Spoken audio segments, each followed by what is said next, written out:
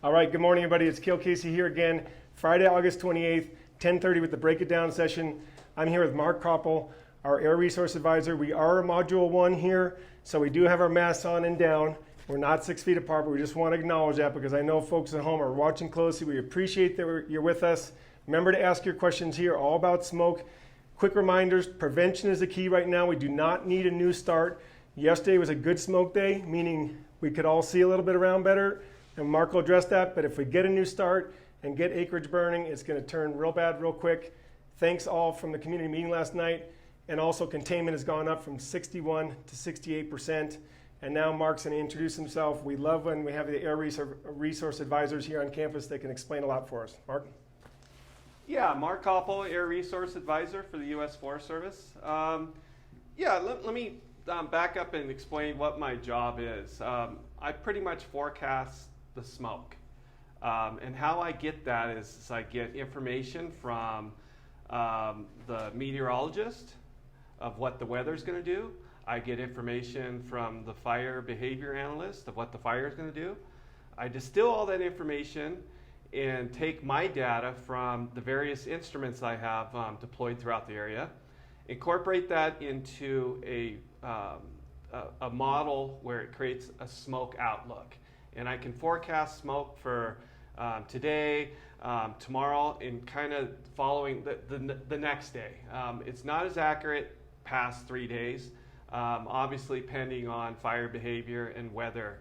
If the weather is inconsistent, we're having all different types of different weather patterns, then obviously things change. So we will sometimes do a smoke forecast twice in a day, depending if there's a change. So that's what we do as Air Resource Advisors. We deploy these instruments. We go off of a monitoring platform where we have purple airs, and these are low-cost sensors. We get an idea of where these particular, where the smoke is concentrated in these particular areas from the purple air data. Then by doing that, we'll go ahead and set up a what's called an FRM, a federally regulated monitor.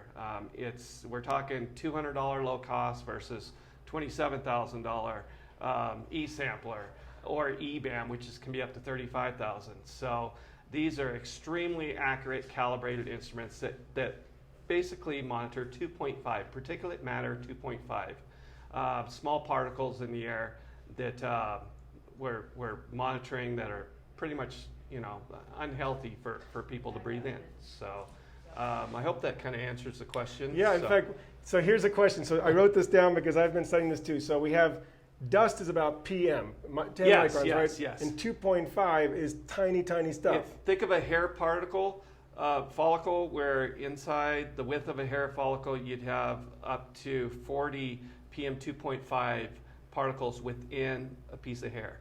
So tiny, tiny hair particles. What you're seeing in the air is PM 10. Okay. You can't see PM 2.5.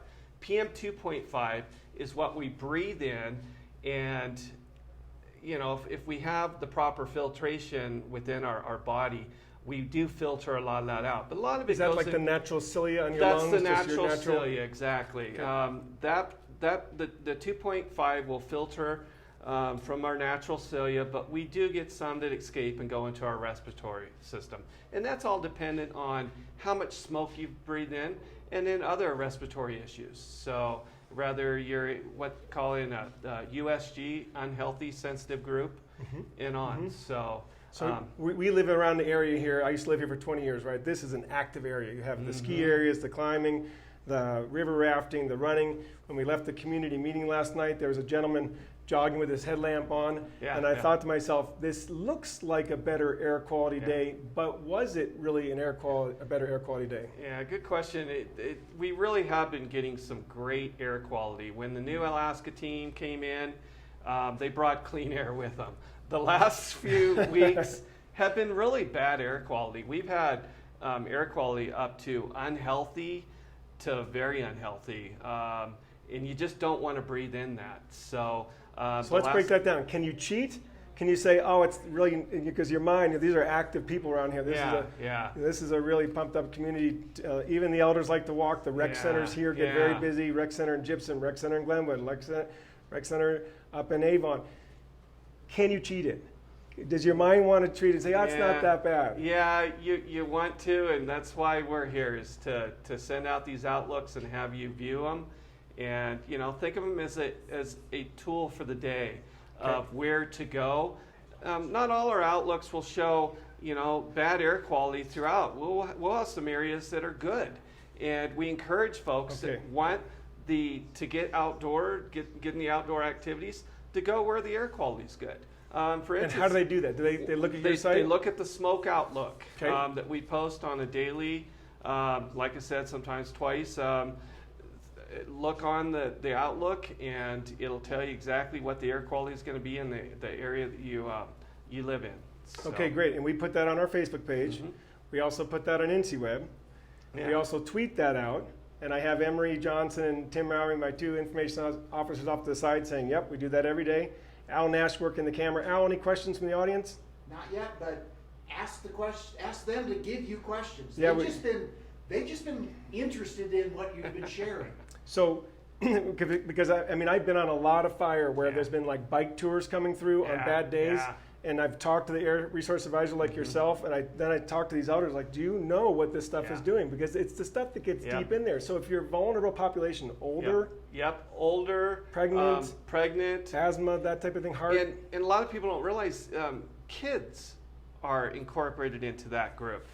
From infant to 18, it's very, very important that they look at these advisories, because if it's in USG, that particular group with kids as well as elderly, people with respiratory issues, unhealthy for sensitive group. USG, unhealthy. Yeah, I say USG, I'm used to the lingo. So, but the kids, their lungs are still developing, so up to 18 years old. So by doing that, by breathing in the harmful PM 2.5, and I didn't bring this up, but ultrafine particles, it gets into your bloodstream and it really stunts the growth of your lungs.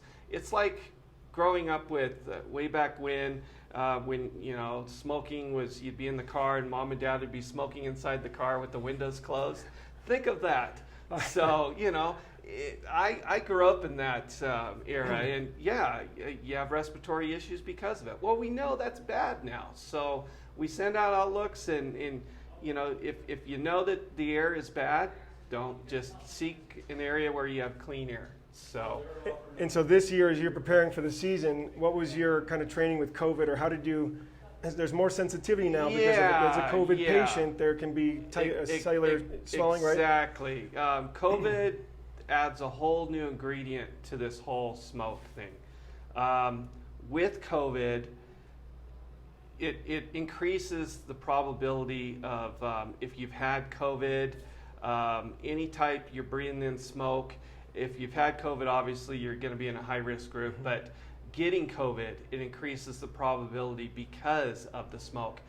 Your body's already fighting the smoke particles, and we talked about the cilia. It's fighting all that, and pretty much, then the COVID virus comes around, and the body can only fight so much. So you become more susceptible of getting the COVID.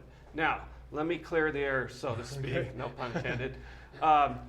There's a myth out there that COVID is transported by smoke. Absolutely not. There's no evidence of that. Okay, great. So if somebody's walking in Glenwood and the smoke walks by them, they breathe into it, and the smoke doesn't carry that over the neighborhood. Right. It's not in the smoke. It's a myth. It's not in the smoke. It's the smoke that reduces your immune system that creates a higher probability of getting COVID. So that's all we're stating. There is a lot of studies out there right now. I just watched a documentary yesterday on where they've worked on monkeys and various animals on smoke and COVID, and very interesting. But there's nothing out there right now that states that obviously the COVID will connect to smoke particles and transport. Smoke will connect to, if it's high RH, That's why we see smoke pooling in RH? small relative humidity. So damper days? So damper days, smoke connects to that. That's why we see smoke settle down into low-lying valleys, like alongside the Colorado River. Yep. Because it's cool, it's damp, the smoke kind of connects to those particles. Okay, great. And we did put on the link in the intro for this piece is the CDC smoke and COVID. This is what it looks like when you go to the webpage. Lots of information on there. Yep. Checking for questions from Al. Okay, I know I have a question that my family has asked because my mom lives in the Bay Area right now. Terrible air quality. Yeah. What can she do? I suggested take a trip somewhere, find better air quality. And I know that in Southern Oregon 2 years ago when the Shakespeare Festival, they shut down during the bad air. The summer camps and outdoor sports, schools were out of session for the summer school. And so then families can also, if they're sensitive people, can just try to relocate. Yeah. Is that one option? It is. For temporarily? And when you mean Bay Area, you're talking about in California? Yeah, San because Francisco, my mom's Bay Area? right in that Okay, huge bad area. Yeah, you know, they're being hit hard like they did last couple of years, like with the campfire and all. The best thing to do is to seek clean air, however you can do that. You know, if you have the proper filtration within your home with proper HEPA filters, you know, that is going to clean the air up to a certain point. But personally, the Bay Area, I'm from Tahoe, and I look at that area, and they're seeing PM 2.5 in the 400s. That's hazardous. What would be us on an average day during the blow up of the Grizzly Creek fire? That would give a good reference point for the locals to break this down. What would that level be for us? To get a good example of that, we only saw a few days in Glenwood Springs where we just barely, on an hourly average, not 24-hour average, but an hourly average, we had some hazardous. Hazardous being again? Hazardous PM 300, 2.5. 400? It was around 300, 400 for an hourly basis. Okay. Now, when I'm talking about AQI, you break it into an hourly AQI? Air Quality Index. Thank you. We break it into an hourly, 3-hour, and a 24-hour average. What I give you on my smoke outlook is a 24-hour average. Okay. And that's the reason because of that is that, you know, the average person, we're going in and outside, and it's based on us being able to get clean air in our body. We're not breathing in that smoke for a total of 24 hours. So it gives a rating to where that person has been adjusted to be, you know, they're sleeping indoors, that type of thing. So, the Bay Area is getting hit hard, and to answer your question, I would definitely, you know, they need to seek clean air when it's in that harsh condition. So staying inside, HEPA filters, reducing activity, keeping an eye on the report. Yep. If there's a clean air breathing center, sometimes I'll do that for seniors or risky clean air populations. shelters in certain areas, they will do that. So, and you know, in the Bay Area, I know right now there's 7 air resource advisors deployed in California on various fires. There is one in the Bay Area. So look at that outlook. You know, when you're in a particular area, just like here, you know, if there's a fire, there's going to be an outlook somewhere that's going to direct you of where to go for clean air and then sites to look at for what the values are for that day. Excellent. And then in the information world, sometimes we have a hashtag on our fires, not our smoke, because sometimes the Southern California fires come up on the southwest flow that also brings the great snow to Telluride, all the mountains around here, right off the desert. Sometimes they come down from Canada and British Columbia, the Yukon and the Arctic are burning, and they'll transport. In Alaska this summer, we had smoke travel from Siberia, Russia. Can you see Russia? It comes right over into Alaska. We didn't have a fire season this year. We had rain, but that hashtag, not our smoke, is actually real, right? It is. The smoke, you know, once it rises into the airstream, it's wherever that's going. And like this smoke that we got from California, it went all the way across the United States, and right now it's sitting around in the Atlantic Ocean. So that's how far it went. So I have models that will show that. It was kind of interesting in the beginning. It went west and then shifted and started heading east.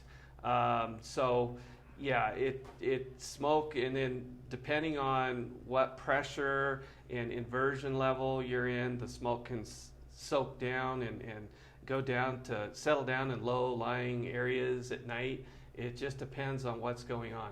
We're lucky. Only Vail got hit by the smoke from California. It was Okay, at the we very ducked it edge. in the canyon here. Very edge, and the rest of us, pretty much west of Vail, we didn't get the California smoke. So I had one monitor that Wow. kept peaking, and I could see on the model where it was dropping down and hitting that. It was only for a day, and Okay. then it lifted and just went on through. But yeah, very interesting how that happens. Great. Okay. So- Well, if you're watching on the rebroadcast, please post your questions. Emery, Tim, any questions from the audience? No questions, just a lot of appreciation on how thorough you guys are. Okay, and we owe that all to Mark Copple. He'll be with us Thank you. through Sunday. And then once you pack up, then we'll look at the monitors that are here Yeah. on a normal basis, right? Yeah, we're going to have a regional air resource advisor deployed. He was actually deployed last night. He's en route right now. We'll probably be here on Sunday. I will kind of shadow with him and fill him in brief him on everything that's going on. And he'll take over for pretty much 3 fires right now and probably 4 by the end of the week.